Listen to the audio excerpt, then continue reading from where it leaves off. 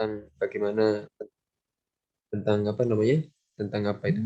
Apa Hifadzuh bin Al-Haddad. Sekarang kita mengupas sedikit-sedikit ya tentang bagaimana faidah-faidah membaca Rotibul Haddad ini dari awal-awal kita baca surat Fatihah, dari membaca surat ayat kursi dan sebagainya.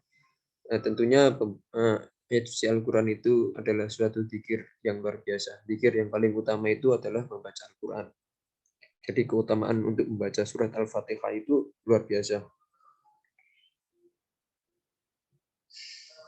Jadi Sohibul Rotib Al-Habib Abdullah bin Al-Haddad ini mengawali susunan zikir rotibnya dengan mulia ini dengan membaca surat Al-Fatihah.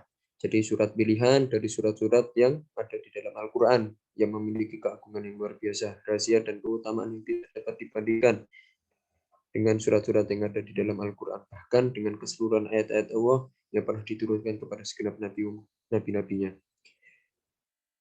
Diriwayatkan bahwa seorang kaisar melayangkan surat kepada Amirul Mukminin Umar bin Khattab radhiyallahu anhu.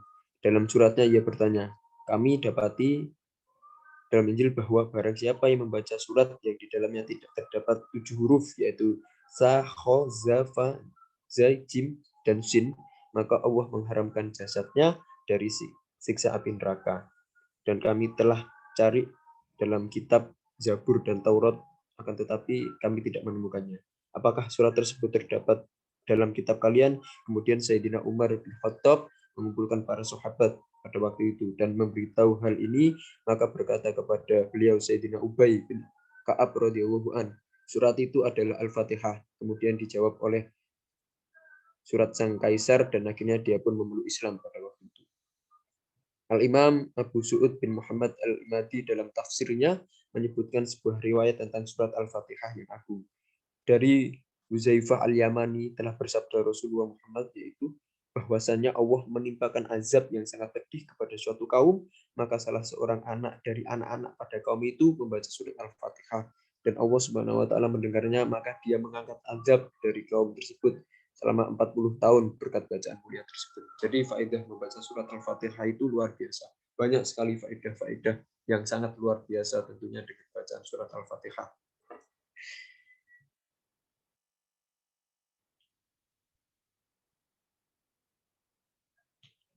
Untuk selanjutnya yaitu kita membaca ayat kursi.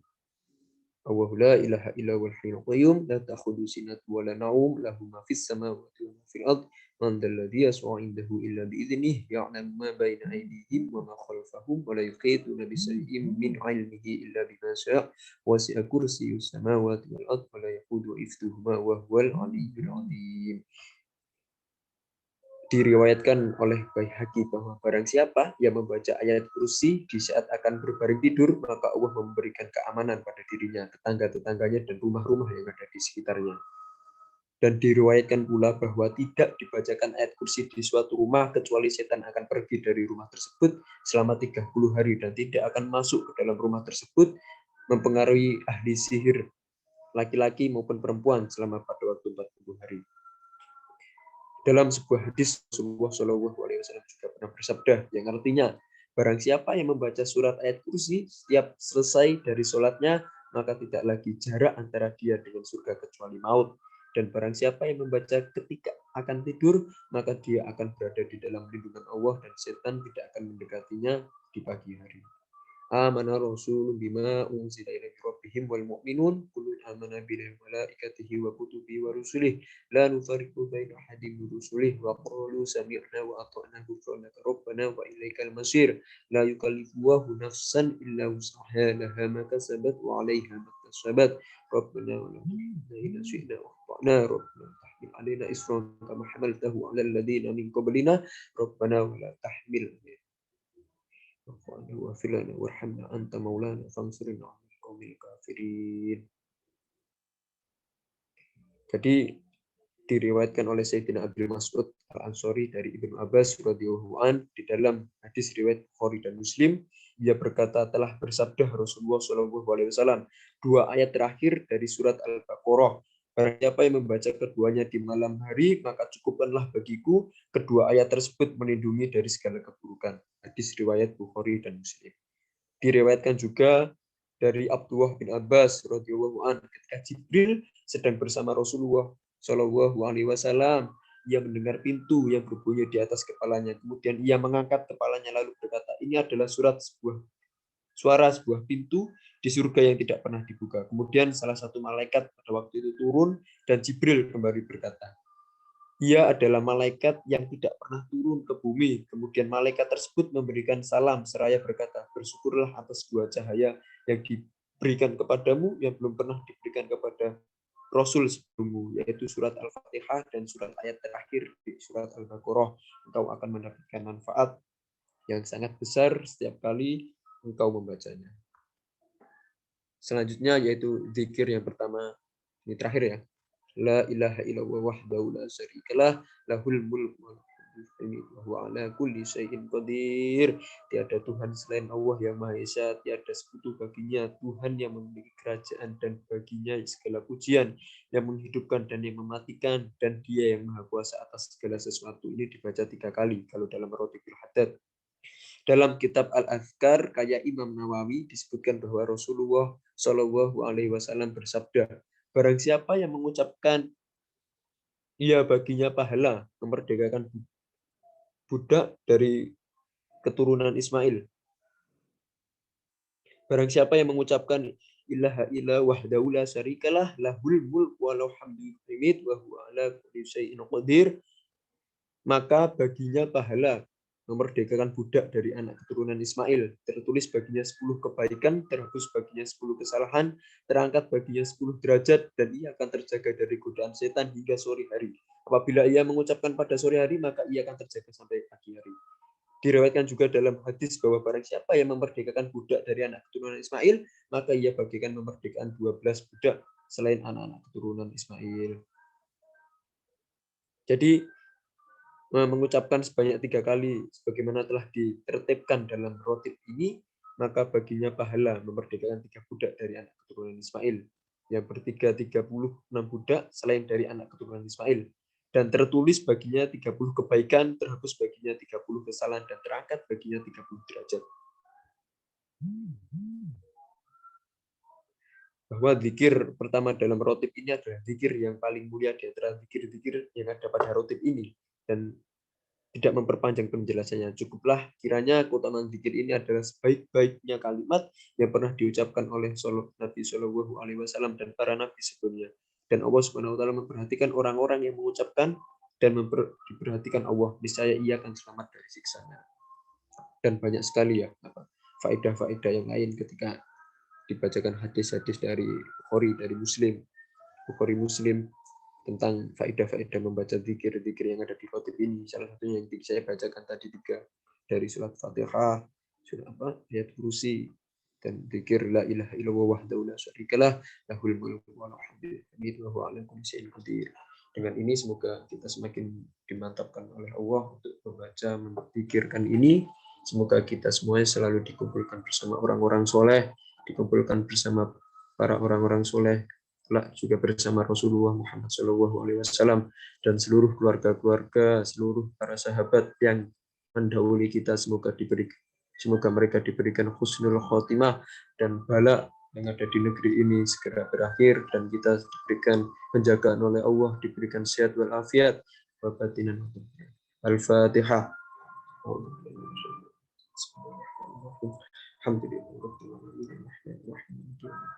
Ya terima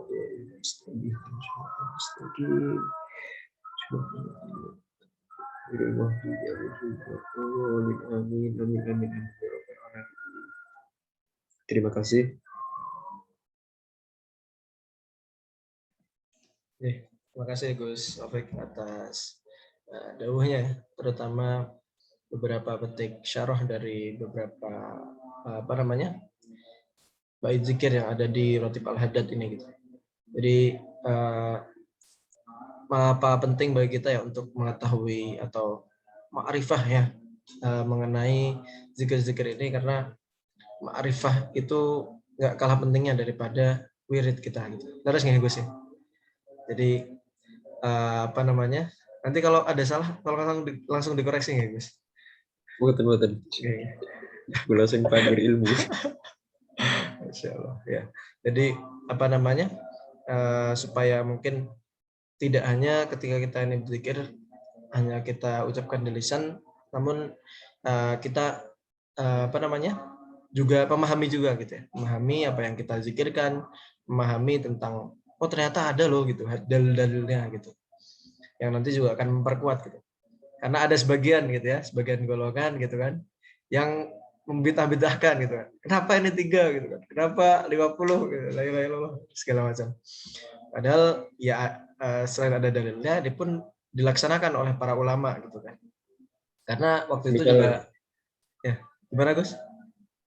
iya, semisal kalau kayak maaf ya, semisal kalau disuruh jelasin ya kalau saya fakir ilmu, kalau orang-orang yang tahu tentang ilmunya banyak dijelaskan soal kitab-kitab Bukhari, Muslim, hadis-hadis riwayat siapa sampai sanad-sanadnya, tentu banyak ya, apa Iya, pasti dan pasti ada sumbernya gitu. Jadi terus nggak Gus. ada yang ini nggak ada sumbernya.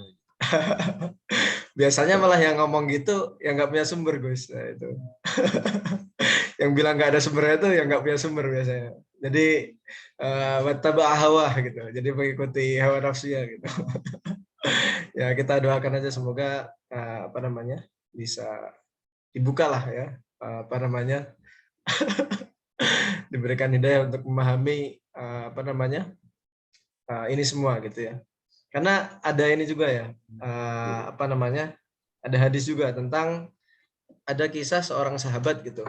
Seorang sahabat ini beliau apa namanya panglima perang juga gitu. Nah beliau ini selalu ketika sholat itu setelah baca satu ayat tuh lanjutin dengan Al-Ikhlas gitu. Dan itu terus-terus beliau baca seperti itu. Sampai akhirnya seorang apa para sahabat yang lain tuh laporin gitu ke Rasulullah. Nah, ini kenapa gitu? Kok sahabat ini kayak gini ya Rasul, baca Al-Ikhlas mulu gitu. Nah, akhirnya sama Rasul kan dijawab ini kurang lebih ya. Apa namanya? Coba tanyakan gitu. Coba pastikan ke dia apa maksud dia mendawamkan al-ikhlas itu gitu. Nah, ini kan salah satu dari bentuk Rasulullah itu memberikan keringanan gitu loh bagi siapapun kita yang ingin menempuh jalan atau apa istilahnya suluk gitu ya, menempuh jalan untuk membersihkan hati itu ya kita bisa pakai apa aja gitu. Nah, habis itu akhirnya kan para sahabat menanyakan gitu ke sahabat ini, kenapa engkau membaca Al-Ikhlas ini terus gitu. Nah, kata sahabat ini karena di situ ada apa namanya disebutkan Ar-Rahman, maksudnya di situ ada disebutkan Allah yang Maha Rahman gitu. Nah, habis itu disampaikan ke Rasulullah, begini Rasulullah kata dia gitu. Akhirnya sampaikanlah kata Rasulullah sampaikan ke dia bahwa Ar-Rahman menyayangi dia. Gitu. Ini kan luar biasa gitu ya. Bahkan ya banyak ya amalan-amalan rahasia para wali-wali Allah, para habaib, para kiai, para asatid gitu ya. Yang mana ya mereka menempuh zikir-zikir mereka sendiri gitu. Bahkan ya kalau nggak salah nih ya Gus, kiai siapa namanya? Kiai Syukri almarhum gitu ya. Rahimullah rahmatan wasi'ah di Pondok Gontor itu ya. Dan beliau tuh dulu selalu mendawamkan Al-Fatihah dari ba'da subuh sampai menjelang syuruk gitu sambil keliling-keliling pondok gitu baca Al-Fatihah terus gitu. Karena tadi kan juga disebutkan banyak ya faedahnya dari Al-Fatihah. Nah, mungkin itu aja. Semoga bisa melengkapi dari penjelasan Gus Ofik yang disampaikan Gus Ofik tadi ya. Dan ya sampai ketemu kembali teman-teman di pertemuan selanjutnya. Kurang lebih mohon maaf. Mari kita tutup dengan majelis ini dengan bacaan hamdalah dan doa kafaratul majelis. Alhamdulillahirabbil alamin. Subhanakallahumma bihamdika asyhadu an la ilaha illa anta astaghfiruka wa atubu ilaik. Assalamualaikum warahmatullahi wabarakatuh. Waalaikumsalam warahmatullahi wabarakatuh. Turun. Terima kasih.